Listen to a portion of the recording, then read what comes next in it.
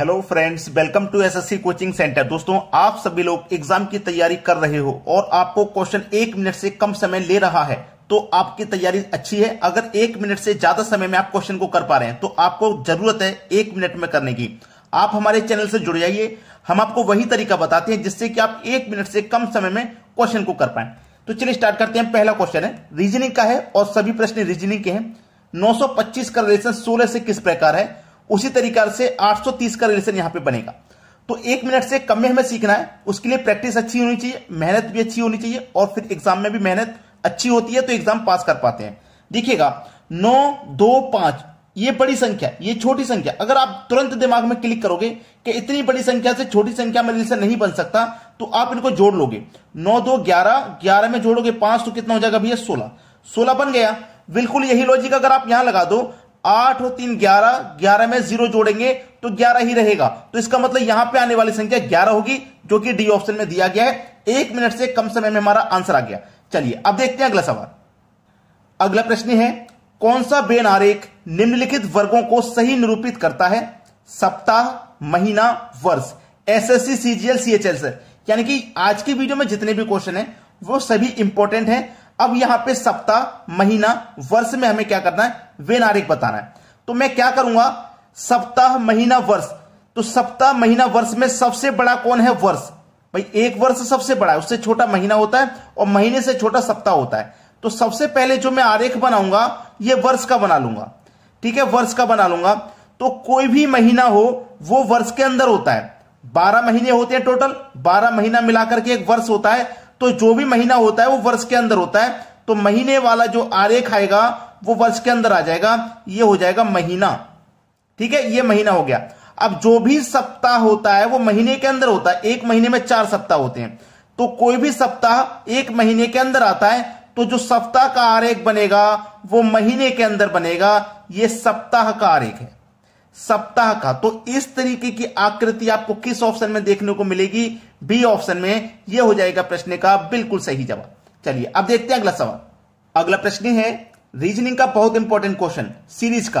30 है, फिर 33 हो गया, 37 हो गया, 42 हो गया, 48 हो गया, 55 हो गया, फिर क्वेश्चन मार्क। यानी कि सीरीज को आप जब ध्यान से देखोगे तो बढ़ती हुई जा रही है। जब बढ़ते हुए क्रम में सीरीज होती है तो हम इनका डिफरेंस देखते हैं। जैसे 30 से हो गया 33 तो +3 हुआ, 33 से हो गया 37 +4 हुआ है, और 37 से हो गया 42 तो यहां पे +5 हुआ है, और 42 से हो गया देखो 48 तो यहां पे +6 हुआ है, और 48 से हो गया 55 तो यहां क्या हुआ है +7। तो इसका मतलब अब आप आसानी से बता सकते हो यहां पे होगा +8। 3, 4, 5, 6, 7 के बाद फिर क्या आएगा 8। तो जब 55 में 8 जोड़ोगे तो कितना हो जाएगा 63, और हमारा बी ऑप्शन हो जाएगा बिल्कुल सही जवाब। वीडियो अच्छा लग रहा है तो लाइक का बटन दबा देना। अब देखते हैं अगला सवाल। अगला प्रश्न है, किसी सांकेतिक भाषा में 511 को 541 को 100 लिखा जाता है तो 671 को क्या लिखा जाएगा?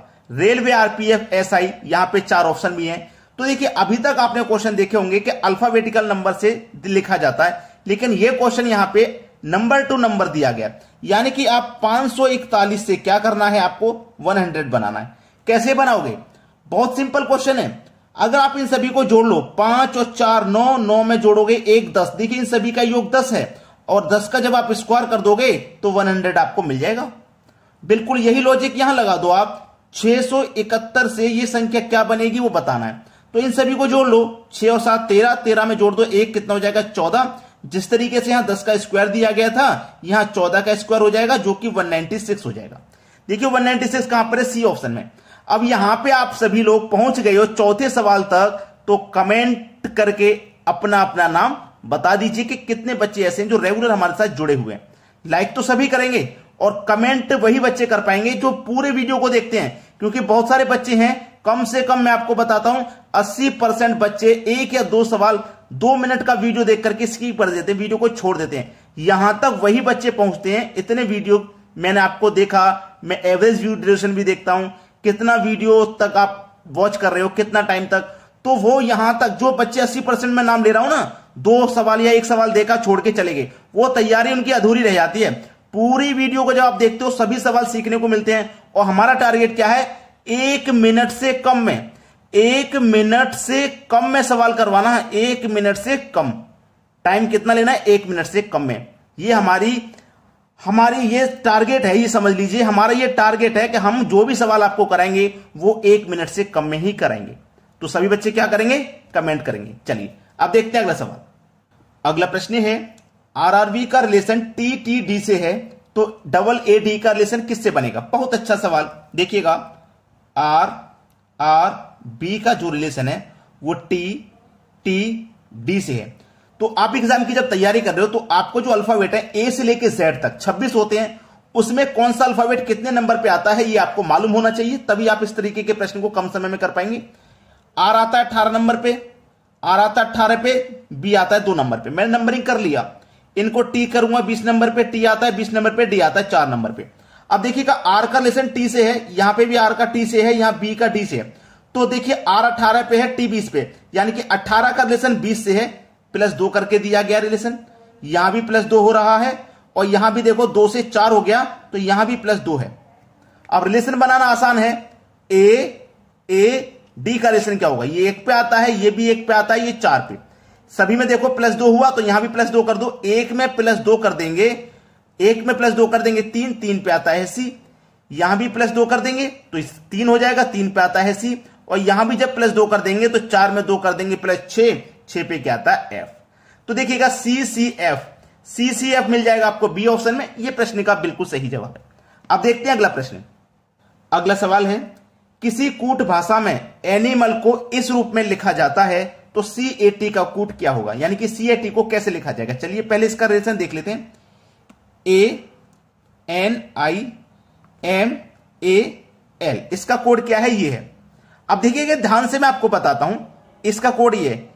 ए मेरा 1 नंबर पे आता है ना, तो देखो यहां स्टार्टिंग में क्या लिखा हुआ है? 1। ठीक है। अब एन मेरा कितना नंबर पे आता है अल्फाबेट में? 14 नंबर पे आता है, देखो 14 लिखा गया है। आई देखो कितने नंबर पे आता है? आई 9 नंबर पे आता है, 9 लिखा गया है। एम 13 नंबर पे आता है, देखो 13 लिखा गया है। ए 1 नंबर पे आता है, देखो 1 ही है। और एल आपका 12 नंबर पे आता है तो 12 लिखा गया है। कुछ नहीं है, अल्फाबेट के जो जितने नंबर होते हैं उनका नंबर शो किया गया है। केवल अल्फाबेट के जो नंबर होते हैं, कौन सा नंबर कितने नंबर पे आता है वही शो किया गया है। तो यहां पे भी हम उन्हीं नंबरों को शो कर देंगे। जैसे CAT का कूट पूछा है ना, C 3 नंबर पे आता है, A आपका 1 नंबर पे आता है, T 20 नंबर पे आता है। तो ये आपका देखो सही जवाब डी ऑप्शन में है, 31-20 31-20। क्लियर हो गया सभी को प्रश्न? अब देखते हैं अगला सवाल। अगला प्रश्न है यदि AB बराबर 27 तथा BC बराबर 125 और CD बराबर 343 लिखा है तो ABDB बराबर क्या होगा? बहुत अच्छा सवाल, बेहतरीन क्वेश्चन इसे बोलेंगे।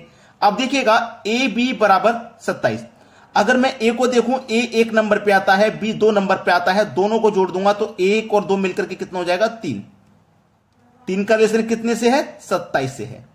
तो आप अच्छे जानते हैं कि 3 का क्यूब 27 होता है, यानी कि इन दोनों को जोड़ के इनका क्यूब कर दो 27 आ जाएगा। बिल्कुल वैसे ही B 2 नंबर पे आता है, C 3 नंबर पे आता है, दोनों को जोड़ देंगे तो 2 और 3 कितना हो जाएगा भैया? 5, और 5 का क्यूब आप करोगे तो 125। सही रिलेशन दिया गया कि नहीं?